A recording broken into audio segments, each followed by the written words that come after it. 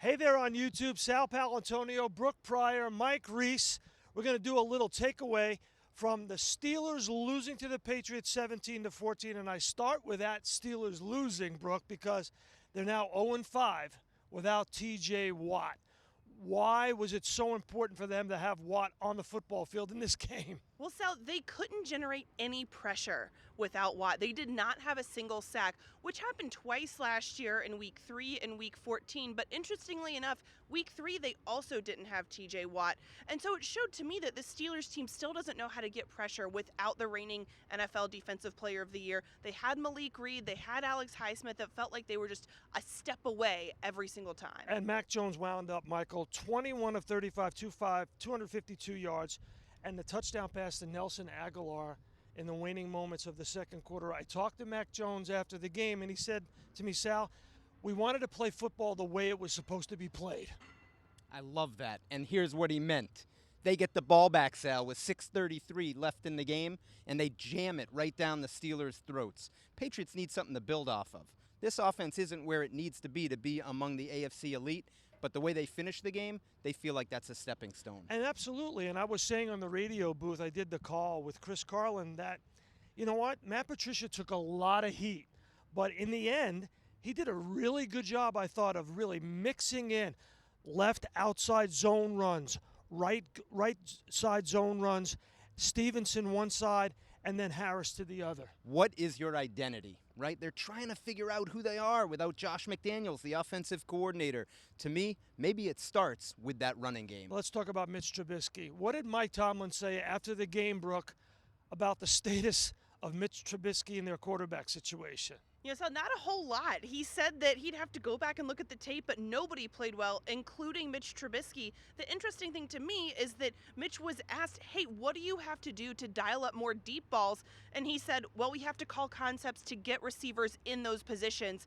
They were there, though. They just didn't always get the ball there. Okay, well, that's a wow. So is he questioning the play calling and design? I think that there is some discussion between him questioning offensive coordinator a little bit. I think some of people in the locker room were a little bit frustrated. He also said, hey, maybe we need to mix in tempo a little bit earlier. Maybe that's something that we should go to that tempo more often. So Mitch Trubisky wants to coach the team now. I mean. Sounds like to me. So you have these two teams, 1-1, with two coaches going to the Hall of Fame, trying to figure out the succession plan to Ben Roethlisberger and Tom Brady, and also win football games for their players. Now, I saw many times during the game where there was frustration among players with the Steelers, and I get the sense, the palpable sense, that the team feels like they're spinning their wheels. They're in a holding pattern with Mitch Trubisky. I mean, did you hear the Kenny chants that were happening here? I think that the crowd at Acrisure Stadium felt the same way too. But to me, I also look at the play calling. To Mitch's point, a lot of this has looked similar to last year when the offense was really stagnant, and it seems like they just won't dial up the plays to get the ball downfield, whether that's on Mitch Trubisky's decision-making or the calls that are being put in. What stood out to you, Michael, about the play of Mac Jones? I thought he got fortunate, Sal. He threw what should have been an interception, in the second half there. But his ability to overcome that and then make a couple throws down the stretch, I thought it was mental toughness because I didn't think it was his best game. What was your one takeaway from Bill Belichick's post-game press conference?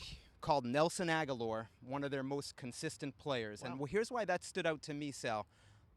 Fans in New England have been sort of down on Agholor, thinking maybe trade him. You draft a receiver in the second round, Tyquan Thornton. You acquire Devontae Parker. You got Kendrick Bourne. You got Jacoby Myers. Where does Agholor fit?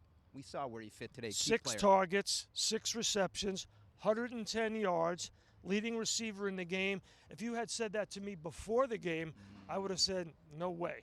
Had the touchdown catch of 44 yards, as I mentioned. That was really a very important play. Where do the Steelers go from here? Steelers have to, as they said multiple times to me, flush this game because they play the Browns on Thursday. I don't think that they're going to make a quarterback change, certainly not on a short week by any means. I don't think that we're at that step, but they've got to get more explosive in their offense, and that's Mitch completing passes and the right plays being dialed up. It doesn't get any easier for the Patriots. Next up, Baltimore at home, right? And that's their home opener, correct? Patriots home opener. They're going to honor Vince Wilfork in their Patriots Hall of Fame. Big halftime ceremony for him. And you know Baltimore is not going to be happy the way they let that game slip away. Right, and then against they have the Green Bay Dolphins. after that. At Green Bay. They needed this one, Sal. So they probably thank the Steelers for playing Mitch Trubisky over Kenny Pickett. Well, yeah, it was a must-win. They talked about the sense of urgency all week long, and they got it, and they're 1-1. I just get the sense that these two teams are just trying to figure it out with these two quarterbacks, post-Roethlisberger, post-Brady. We're in a succession plan, and it's pretty messy. For Brooke Pryor and Mike Reiss, I'm Sal Paolantonio. Thanks for watching us on YouTube. Thanks for watching ESPN on YouTube. For live streaming sports and premium content, subscribe to ESPN+.